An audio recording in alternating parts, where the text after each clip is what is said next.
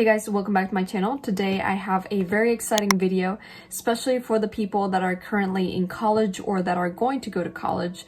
I'm going to explain how I took 7 different languages at my university and how I took 5 of those to the highest level that my university offered. So I guess the first thing that I want to say, guys, is that going into college, I did have the advantage that I already was experienced with language learning, and precisely the reason why I went to Middlebury, which is a school that specializes in language learning, is because I liked languages and I already had experience in them. So by the time that I went to college and I was a freshman, I knew Spanish because it's my mother tongue, English because I learned it when I came to the US, and French because that's the language I took in high school. However, I was not very fluent in French. I actually only placed in the 2nd level at Middlebury. So I'm a junior right now, and throughout the 3 years that I've been at Middlebury, I took 4 other languages that I had no prior experience in. I took Italian, Portuguese, Russian, and German. So in this video, I just want to go language by language and explain to you what I did in each language to become proficient or to improve my proficiency, and also certain tips that I think might help you in being able to take several languages during your time in college. So let's start with German. Like a lot of people, I decided to take up a new language my freshman year, and I decided that I wanted to take German. So my German class, my beginner German class, was unlike anything else I had ever experienced. I had about 4 to 5 hours of work a day, and that was just because Middlebury is very intense in terms of the beginner classes. So the 4 or 5 hours consisted of 1 hour of class every single day of the week, and 2 hours of homework, and also outside activities. I was lucky in the sense that one of my teachers was really into German theater, and every single semester she organized a German play. So people in the German department or that were students that spoke German could audition for the play and get a part. I auditioned. I got a very small role because at the time obviously I couldn't speak German. The only thing that I had to do was say like 2 or 3 lines, but I did have to go to the rehearsals, and what was really positive for me was that I was always listening to the language.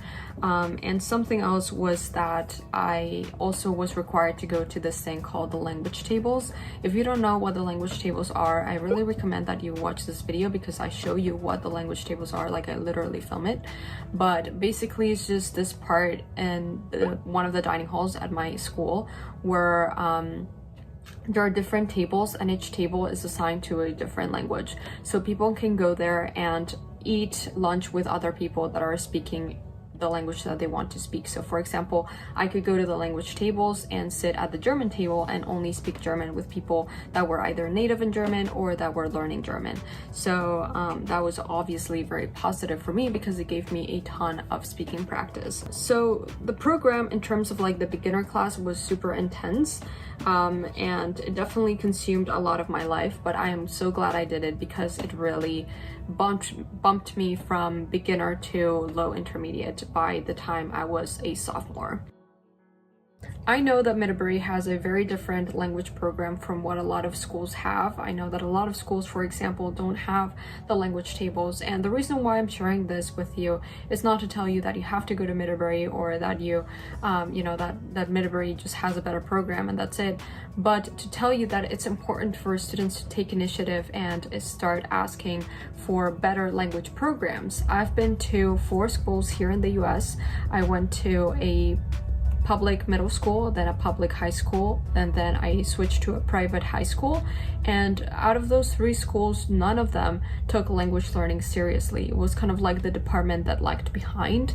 And I think that we need to have a lot more student initiative if we want to make, the language departments and the language programs at our school better.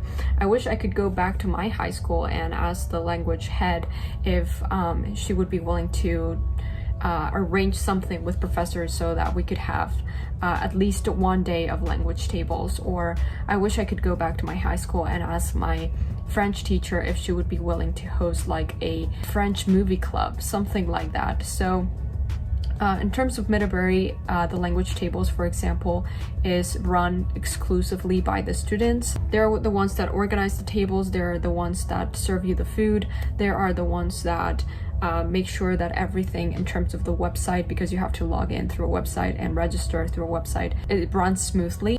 So there's definitely a lot of things done by the students themselves that allow for the Middlebury community to have a very strong language program. It's not just the teachers or what the school gives you. But yeah, so I think that if any of the things that I said give you ideas to improve the language programs at your school, even if it's just like one day of language tables, that would be amazing. In any case, I'm just gonna quickly continue through the video. So my second year I took German 200, which was just the second level, and after that, the summer of my second year, I went to the language schools.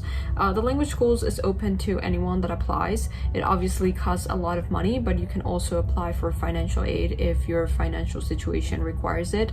I know some of my friends have gotten a full ride to the language schools. I personally, when I went to the summer school, I got a scholarship and I also got financial aid, but I still had to pay about $1,500 for 7 weeks of classes.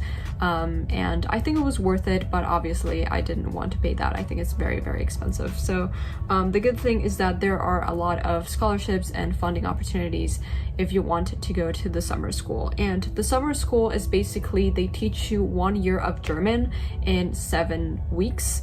It's incredibly intense, and I know that doesn't really mean anything to you guys, but I do have 2 videos showing my experience at the summer schools, and you can watch them. I basically practiced German 11 hours a day. I am not kidding, you can see it in the video. It was insane. So, and it made me cry quite a bit, so it was crazy. But I really recommend it because obviously you do make a huge improvement from the time that you start the summer school in June to the time that you end in August. So it's, I think, a good investment if you want and are interested in improving your language skills. So that's everything that I did with German at Middlebury. The highest level for any of the language classes is the 300 level, unless you're doing a thesis or an independent study, which is obviously higher, but in general terms, the 3rd level is just the highest for classroom classes, I guess.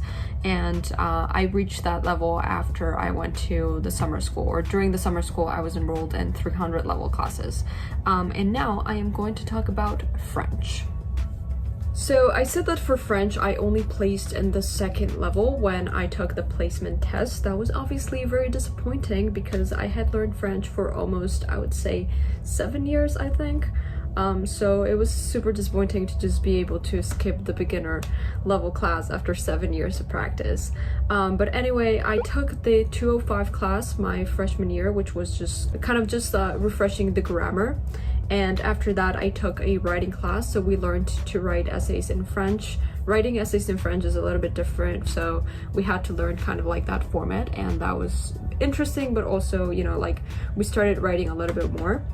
And my second year, so my sophomore year, I continued taking writing classes. I don't think they were super difficult, but obviously they were more work than the grammar class. And my third year, I finally took a 300 level French class. It was definitely super hard, and I didn't expect it to be as hard as it was. And for it, we just had to read a ton of books. I'm going to try to remember them and put them here if I can, to see if you guys recognize any of them, because they're great books. But yeah, it was definitely very demanding, and we also had to write about 2 10-page papers and 1 15-page paper, so it was a lot of work. So I didn't officially take an Italian class until I was a junior in college, so my 3rd year of college, but I did unofficially take an Italian class my first 2 years of college. So what I did was that I reached out to the professor that was teaching beginning Italian, and I asked her if I could audit her class. Auditing just means that you sit in the class, you listen to what people are saying, maybe you look over the material, but you don't have to do the homework and you don't have to take the test, and obviously you don't get a grade for it. So that is what I did. I just had to go to the class, and I don't think it was that time consuming because it was just like 1 hour a day. I fortunately had like a hole between one of my classes and lunch, so during that time I was just not doing anything, and I could just go to the Italian class and listen to what people were saying or listen to people speak in Italian. Aside from auditing classes, I did study by myself, and you can check out this video over here to see how I study languages by myself. But basically, auditing and studying Italian by myself guaranteed that by my third year I was able to take a 300 level Italian class. So for Portuguese, I started auditing classes as well the spring of my sophomore year, and I was only able to audit about 6 to 7 classes because COVID hit and I wasn't allowed to join in the online class after we went remote. With Portuguese and Italian, I think that the moral of the story is that auditing is also an opportunity that you have at your disposal, and the only thing that you have to do is reach out to professors and ask them if you can join in their class. Sometimes they might say no. For example, I wasn't able to take the Portuguese online class, but it's always useful to try, and I bet that the majority of professors will say yes. So I think it's just a great opportunity because you don't have the pressure of getting a good grade, you don't get a grade for it, and you also just learned for the sake of learning. So I think that it was a really good idea, and it really benefited me to audit Portuguese and Italian because I was eventually able to fill in the gaps of like not doing the homework and not doing all of the exercises and tests and projects that my peers did by studying by myself. So obviously complementing auditing with self-study I think is the best combination if you obviously can't take a class officially.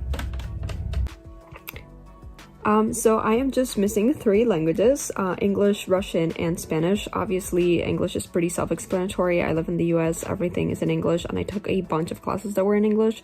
They weren't necessarily language classes. They were, you know, kind of like physics, philosophy, stuff like that. And if you don't want to count that, don't count it. But I took Russian 100 or beginning Russian this year. So my junior year, I took the year-long Russian beginner course. I don't think that it was as hard as German just because I feel like I was more prepared when I started Russian 101. I just knew what I was getting into. I knew that kind of like I was going to do the same things, just memorize a ton of vocabulary, learn some grammar, and also do a lot of speaking. So I think that I was a lot more prepared, and therefore I perceived it as easier than the German course. For Spanish, I actually did take a class. I took it this spring, and it wasn't a class per se, it was an independent study. An independent study is what it sounds like. You are basically just working with a professor one-on-one, and you're kind of like exploring a topic in depth. So what I did was that I asked a professor from the Spanish department. I just reached out to her and I asked her if she would be willing to assist me with a creative writing project, and she very kindly said yes, and I was able to do my, you know, like all the creative writing I've ever wanted to do in Spanish. So it was awesome. And if you like writing and you're already proficient in one of your languages and you feel like you know, there's not a course that can assuage that need, definitely reach out to some of your professors. In high school, I also had the opportunity to do independent studies. I didn't do an independent study, but I had the opportunity if I had wanted to. So that's something that's also on the table if you're still in high school. And I am so glad I did it. It was so fun, and you know, it's also kind of like I am proud of myself because I am using my Spanish, which I usually use only in my home, in the academic setting. So that's also very important for me so that I can continue improving my abilities in the Spanish language. So that's basically it, guys. I am very tired, as you can see, and yeah, so let me know in the comments down below what you thought of the video, if you've taken any language courses in your school, and if you have any tips for people that are in college right now and want to take many languages. So I will see you next week. Bye, guys.